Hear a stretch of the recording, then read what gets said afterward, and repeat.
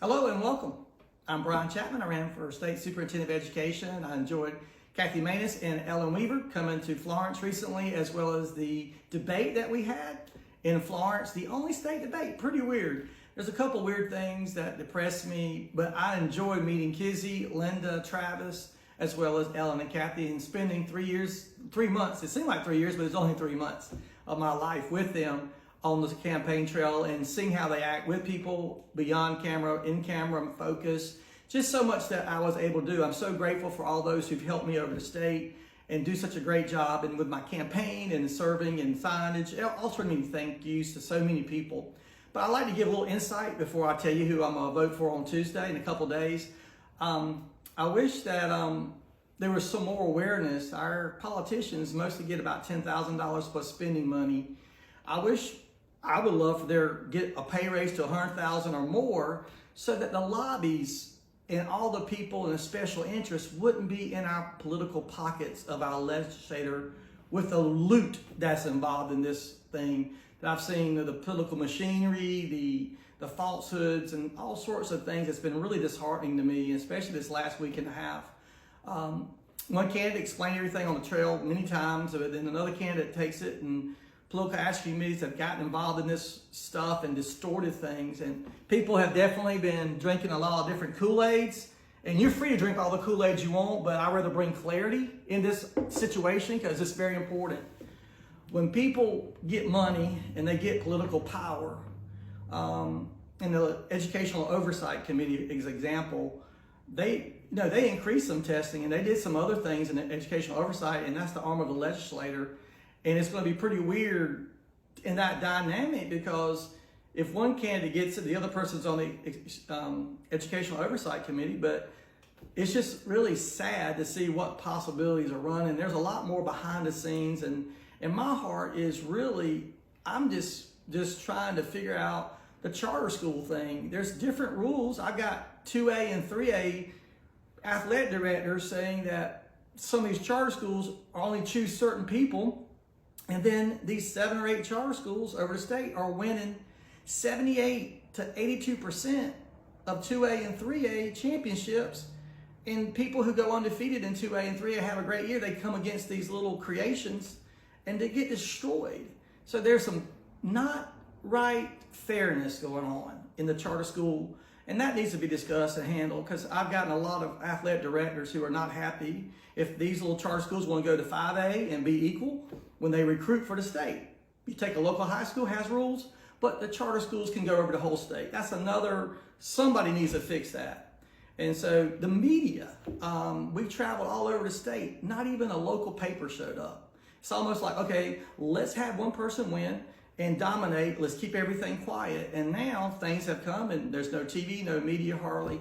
It's just been a very weird race. And those are things that, being in a campaign and seeing how things have run before and seeing how things are different. So there's so many different moving parts here, but those are just a couple things that's really frustrated and disheartened me. And even here in Florence, in the beach area, with just the fairness that it seems to be tilted toward one way. And yeah, you're free to just be able to understand that I have walked day by day in something that God called me to February 9th.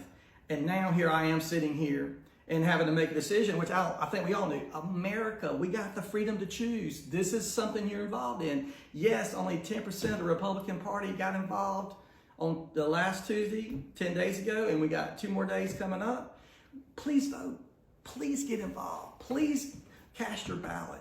But you need to make sure that an email or someone mailer to you, you got to have a little bit of wisdom. And I think a lot of people caught on to that $500,000 that was spent, and people didn't give all their votes to a certain candidate.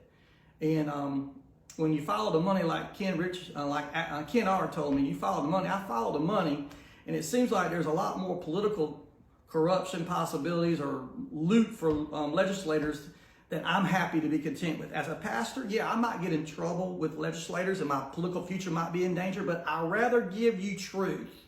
I'd rather be clear in what this pastor saw, this school board member for 8 years, this teacher for 9 years, this business person with the driving school instructor where I hold on for life as I drive, and helping red, yellow, black and white, purple, green, and mean, every color in between in my church, as well as transporting kids after school. I've been doing it for 20 years. This is not my first rodeo. So my thing is character counts. My thing is, what have you done? And that's why I'm choosing Kathy Maness. She's been in the classroom in Lancaster. She has fought for and helped and legislated help for the frontline workers of our teachers. As a school board member, it's your front line, it's your teacher. Then you have the assistants and your kitchen and your custodian and your administrator. So as a military background, you see them as a frontline worker and then everybody else up to the little generals. So Kathy has been working in that realm. And my heartbeat has been the 25% of people who learn differently. My thing is how to get these kids into a job before high school. So I've been looking and filtering this 3 months through what I've seen is important.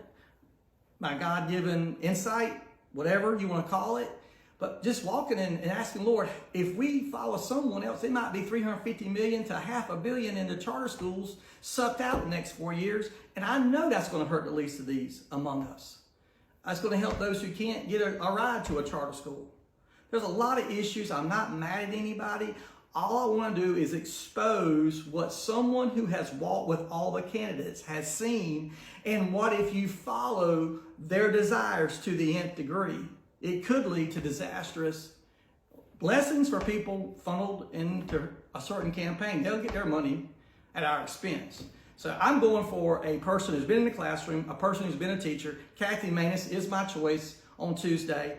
And she has had the heart for all kids. In third grade, as she taught, she answered all these questions that are still popping up. I've heard her answers, and given it where she's in a national position, introducing people because she's a vice president in a national group, and you saw the names mentioned. So we got to have somebody who works with Democrats and Republicans, because it's not just Republican kids that we're going to be over come November. We have to have someone who loves everybody and has worked with everybody on both sides of the aisle, whether you're independent, green, or mean, or if you're Democrat or Republican. So that's why I'm going to Kathy Maness.